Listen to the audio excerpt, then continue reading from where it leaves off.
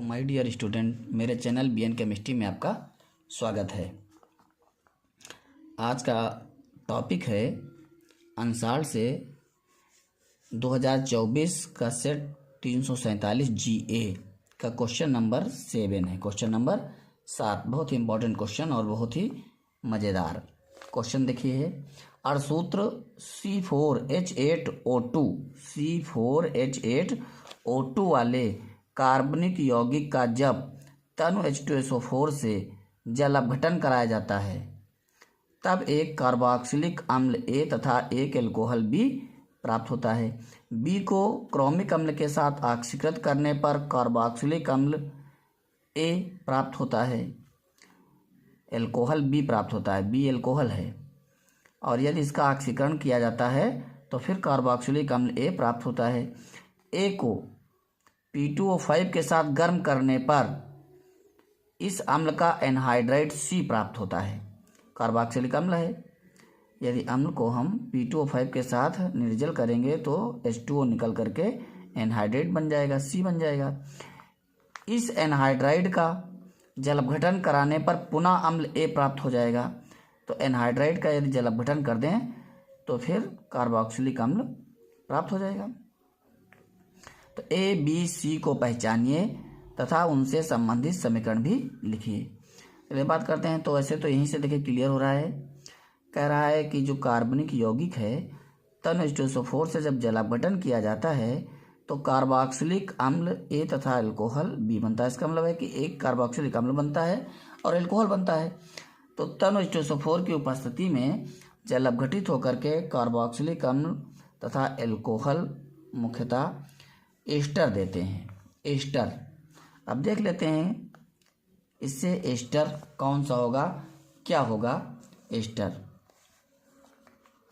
तो जानते हैं एस्टर होते क्या हैं। चलिए भैया आगे बढ़ते हैं। अब प्रश्न को नोट कर लेना। प्रश्न को नोट करने के बाद आगे बढ़ते हैं। तो ये सेट था 2024 का पहला सेट है 347 GA का क्वेश्चन नंबर है 7 का रिएक्शन। देखते हैं तो क्या कह रहा है कि जो अणुसूत्र दिया गया भैया वो दिया गया है C4H8O2। ठीक भैया। अब ये फार्मूला दिया गया है तो जानते हैं कि जो एस्टर होते हैं, एस्टर ध्यान दीजिए, देखिए क्या है CnH2nO2।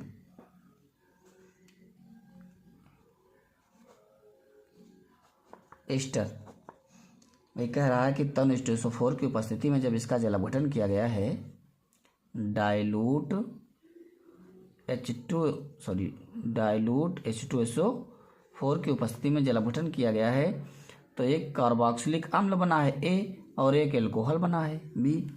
तो अम्ल और एल्कोहल मुख्यतः एस्टर देते हैं। तो वहीं से शुरुआत करते हैं। तो रिएक्शन लिखने से पहले बेस चीज़ समझ लीजिए ताकि पहचानने में आसानी हो जाए। CnH2nO2 एस्टर होते हैं। इसी फार्मूले के हिसाब से देखिए अगर यहाँ 4 है तो ये 4 दूनी 8 हो जाएंगे, हाइड्रोजन। यही फार्मूला। तो ये एस्टर है, एस्टर संभव है। अब एस्टर की बात करते हैं तो एस्टर मुख्य रूप से होता है RCOOR।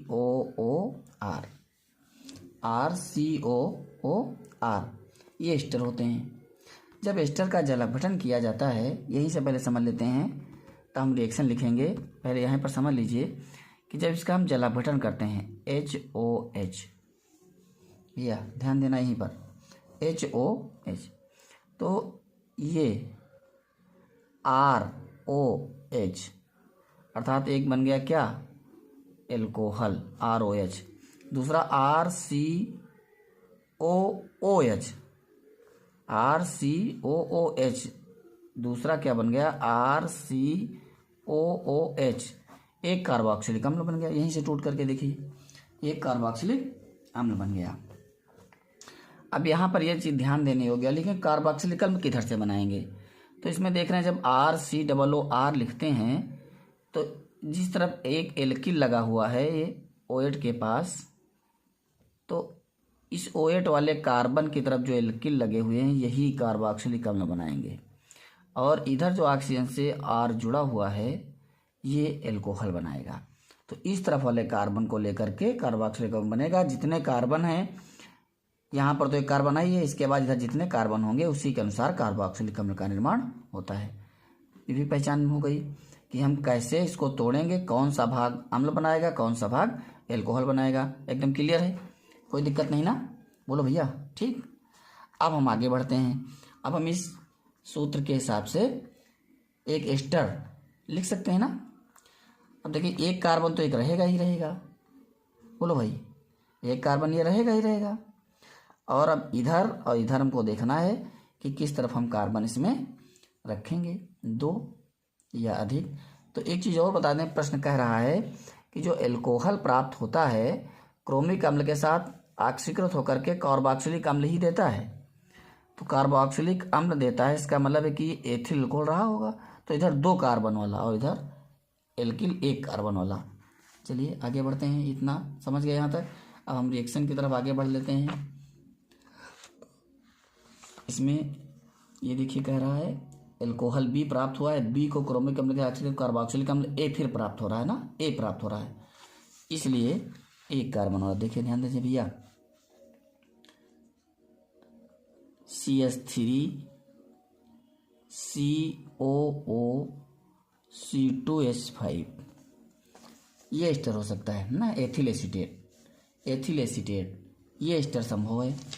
ठीक, अब इसको हम तोड़ते हैं भैया, जल अपघटित करते हैं। अभी जैसे रिएक्शन लिखा है ठीक उसी प्रकार से रिएक्शन को समझिएगा। H2O dilute H2SO4। तो अब समझ गए कैसे तोड़ना है। इधर वाला जो भाग है ये इसके H के साथ एल्कोहल बना देगा, और CH3 इधर वाला भाग जो कार्बन से यहाँ शुरू है ना, ये अम्ल बना देगा इसके OH के साथ।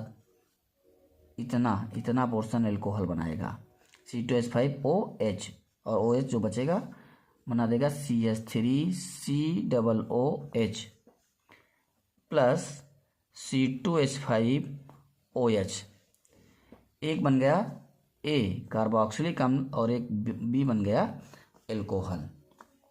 यहाँ तक कोई दिक्कत नहीं, बहुत ही आसान रिएक्शन। आप कह रहा है कि जो एथिल एल्कोहल बना है, B बना है, वो क्रोमिक अम्ल मिला देते हैं तो इससे ये एल्कोहल बना। तो जब इसमें क्रोमिक अम्ल मिलाएंगे,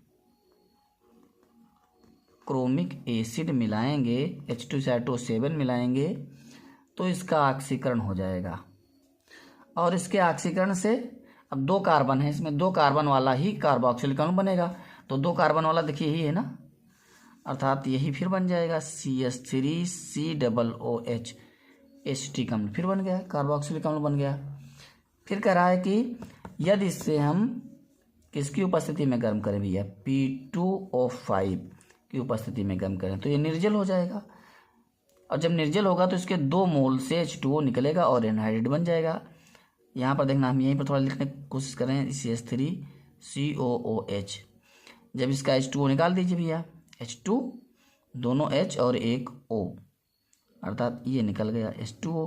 तो CH3CO एनहाइड्राइड बन गया ना, तो इसका एनहाइड्राइड प्राप्त होता है, अर्थात एनहाइड्राइड हो जाएगा CH3CO। ये बन गया क्या भैया, एनहाइड्राइड, इसी का एसिटिक अम्ल का एनहाइड्राइड बन गया। और यदि इसका मतलब यहाँ पर 2 मोल लगे हैं।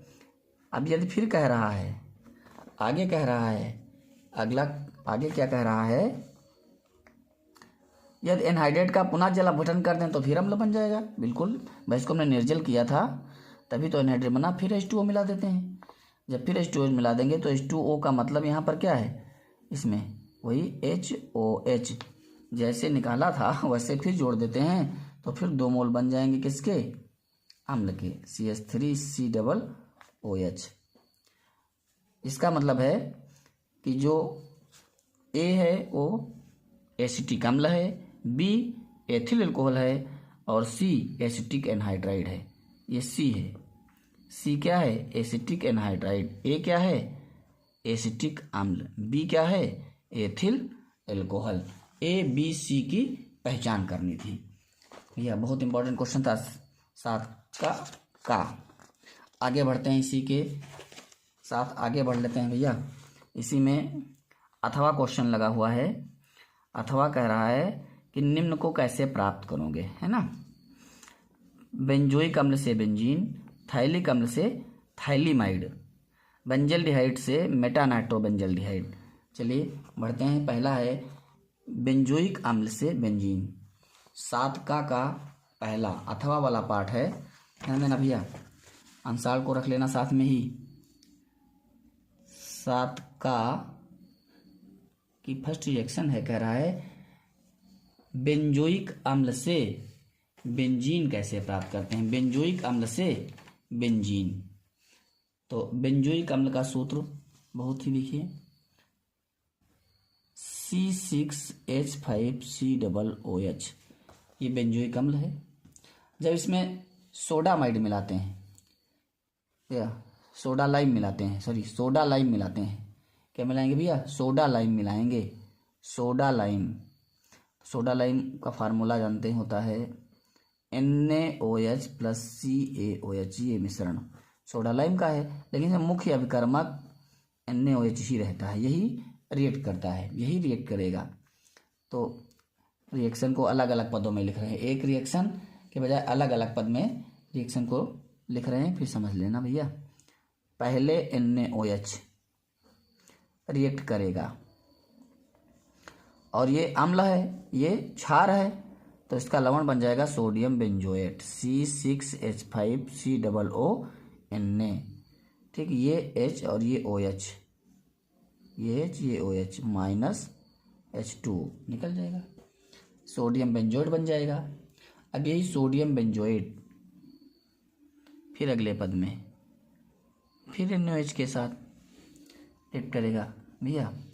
तो ध्यान देना, Na और ये Na2 बन गया, Na2 और ये CO2 और ये O CO3, Na2CO3, C6H5 और ये H, अर्थात प्लस बन गया C6H6 बेंजीन। इस प्रकार से बेंजोइक अम्ल से बेंजीन का निर्माण होता है सोडा लाइम के साथ गर्म करने पर। ये सोडा लाइम है, soda plus lime, soda lime है। आगे बढ़ते हैं, अगली रिएक्शन देखते हैं।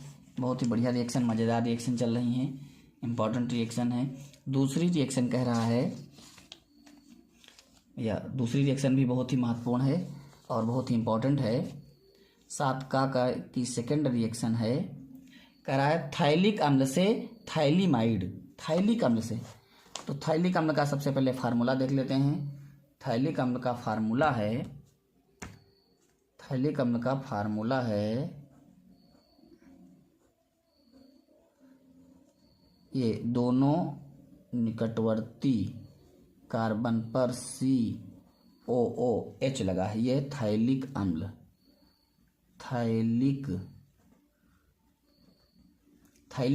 ये थाइलिक अम्ल को अमोनिया के साथ गर्म कर दें 2 मोल, और अमोनिया कार्बोक्सिलिक अम्ल यहाँ पर अटैक करेगी, यहाँ पर ना, और बन जाएगा COONH4 भैया, ध्यान देना। फिर इसको थोड़ा और ये हीट करेंगे तो अस्थायी निर्जल हो जाएगा। ये H2O निकाल देते हैं इसमें से। तो देखिए कहाँ से निकलेगा, 2 H2 निकल गए यहाँ से और एक O निकल गया, यहाँ से भी H2 और O निकल गया, अर्थात एक H2O ऊपर से निकलेगा, एक H2O नीचे से, 2 H2O निकलेंगे। कंपाउंड देखिए बनेगा भैया CONH2, ये बन गया थाइलेमाइड। थैलामाइड भी इसे बोलते हैं, थैलेमाइड। हमें बनाना है थाइलिमाइड, भैया थाइलिमाइड। इसको तेज गर्म कर दो, इसको क्या कर दो, तेज गर्म कर दो, तेज गर्म करिए, और तेज गर्म करने में अमोनिया निकल जाएगी, तो ये NH2 है, एक और H निकल जाएगा, NH3 निकल जाएगा, तो NH बचेगा, NH। ये और स्ट्रक्चर के रूप में CO, इसको ऐसे भी देखे लिख सकते हैं, CO ऐसे, और NH बचेगा, NH। यही थाइलिमाइड है, यही क्या है, थाइलिमाइड। तो ये बनाना था हमें थाइलिक अम्ल से थाइलिमाइड, इस प्रकार से थाइलिमाइड बनता है। अभी एक रिएक्शन और नेम रिएक्शन पढ़ा है, गैब्रियल थाइलिमाइड रिएक्शन एमीन बनता है जिसमें, है ना। तो अगर इसी से एथिल एमीन बनाएं तो ये नेम रिएक्शन बन जाएगी, और थाइलिक अम्ल भी साथ में बन जाएगा, थाइलिक अम्ल और एथिल एमीन दोनों इसी से बनेंगे। इस रिएक्शन को भी आगे पढ़ते हैं। चलिए अगला क्वेश्चन देखते हैं, अंसाल का अगला क्वेश्चन इसी का, अगली रिएक्शन अभी बची हुई है। बेंजल्डिहाइड से मेटा नाइट्रोबेंजल्डिहाइड, तो रिएक्शन बेंजल्डिहाइड का नाइट्रीकरण कर दें बस, बेंजल्डिहाइड का नाइट्रीकरण, ये हो गया बेंजल्डिहाइड, इसका करते हैं नाइट्रीकरण, HNO3। और जानते हैं नाइट्रीकरण H2SO4 की उपस्थिति में किया जाता है, सांद्र H2SO4 की उपस्थिति में नाइट्रीकरण करेंगे तो ये मेटा निर्देशक समूह है, इसलिए नाइट्रो समूह कहाँ पर जुड़ेगा, मेटा पर जुड़ेगा, नाइट्रो समूह कहाँ जुड़ेगा, मेटा पर, और ये बन जाएगा क्या, मेटा नाइट्रोबेंजल्डिहाइड। ये बन गया भैया, क्या बन गया, Meta nitro benzaldehyde, Meta nitro benzaldehyde. इसी के साथ अगली रिएक्शन देख लेते हैं, रिएक्शन नंबर 4 है 7 का की चौथी रिएक्शन है, चौथी रिएक्शन कह रहा है बेंजीन से बेंजल्डिहाइड, तो बेंजीन से बेंजल्डिहाइड के लिए दो नेम रिएक्शन यूज कर सकते हैं, दो नेम रिएक्शन, एक तो गाटरमान एल्डिहाइड संश्लेषण और दूसरी गाटरमान कोच एल्डिहाइड संश्लेषण, दोनों रिएक्शन यहाँ पर यूज की जा सकती हैं। दोनों रिएक्शन लिख देते हैं, कोच एल्डिहाइड रिएक्शन को भी लिख देते हैं बेंजीन, ये बेंजीन रिंग है प्लस कोच, जब कोच एल्डिहाइड लगा हो तो उसमें CO कोच और HCl / AlCl3 और प्राप्त हो जाएगा बेंजल्डिहाइड। ये गाटरमान कोच एल्डिहाइड संश्लेषण के द्वारा बेंजीन से बेंजल्डिहाइड प्राप्त करते हैं। इसी प्रकार से केवल बेंजल्डिहाइड गाटरमान एल्डिहाइड संश्लेषण का प्रयोग करते हैं, हाइड्रोजन साइनाइड और HCl AlCl3 का मिश्रण उसमें यूज किया जाता है। अथवा करके उस रिएक्शन को भी समझ लेते हैं, लिख लेते हैं, क्योंकि नेम रिएक्शन में तो दोनों पूछी जा सकती हैं, तो उसको भी देख लेते हैं साथ में, benzene plus HCN plus HCl AlCl3 तो एक माध्यमिक यौगिक बन जाएगा ये, एक imine chloride imine hydrogen chloride एक यौगिक बनेगा, माध्यमिक यौगिक बनेगा, स्थायी यौगिक बनेगा CH डबल बॉन्ड NH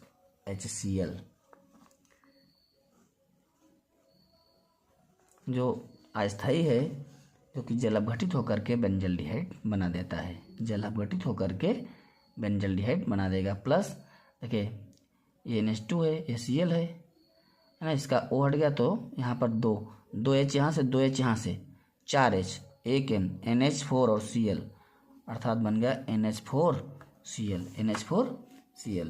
एक रिएक्शन ये, इसको गाटरमान कोच एल्डिहाइड संश्लेषण कहते हैं, इसको केवल गाटरमान एल्डिहाइड संश्लेषण कहते हैं, और दोनों ही नेम रिएक्शन में पूछी जाती हैं। इंपॉर्टेंट रिएक्शन में पूछे जाते हैं, दोनों ही नेम रिएक्शन में है।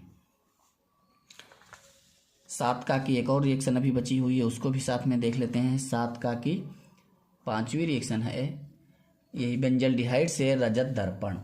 तो बेंजल्डिहाइड से रजत दर्पण, बेंजल्डिहाइड से रजत दर्पण प्राप्त करने के लिए क्या करते हैं, जब बेंजल्डिहाइड की अपक्रिया टॉलन अभिकर्मक से कराते हैं। बेंजल्डिहाइड की अपक्रिया किससे कराते हैं भैया, टॉलन रिएजेंट से कराते हैं, टॉलन अभिकर्मक से कराते हैं, टॉलन अभिकर्मक से कराते हैं, टॉलन अभिकर्मक से कराते हैं। टॉलन अभिकर्मक क्या है, अमोनिया में सिल्वर नाइट्रेट। टॉलन अभिकर्मक क्या है, अमोनिया में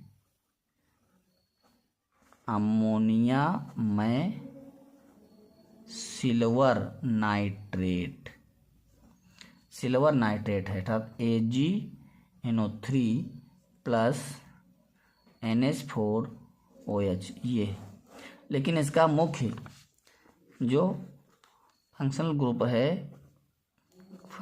ग्रुप है अभिकर्मक है रिएजेंट है वो Ag2O है, Ag2O। तो सीधे टॉलन अभिकर्मक में इसके साथ रिएक्शन आसानी के साथ लिख लेते हैं भैया, ध्यान दीजिए। Reaction C6H5CHO plus Ag2O, Ag2O। तो जब Ag2O के साथ रिएक्शन लिखेंगे तो CH3 C6H5C और एक O 2O और HCOOH बन जाएगा अर्थात बेंजोइक अम्ल बन जाएगा। C6H5COOH और प्लस रजत दर्पण सिल्वर अवक्षेप प्राप्त हो जाएगा। यही रजत दर्पण है, किससे, बेंजल्डिहाइड से रजत दर्पण। बेंजल्डिहाइड की क्रिया टॉलन रिएजेंट से, टॉलन अभिकर्मक से कराने पर बेंजोइक अम्ल बनता है। बेंजोइक अम्ल का निर्माण 20 विधि से किया जाता है। इसी प्रकार से लगातार भैया बहुत इंपॉर्टेंट क्वेश्चन, अनसॉल्व के लगातार क्वेश्चन इसी प्रकार से चलते रहेंगे, हल कराते रहेंगे। Thank you.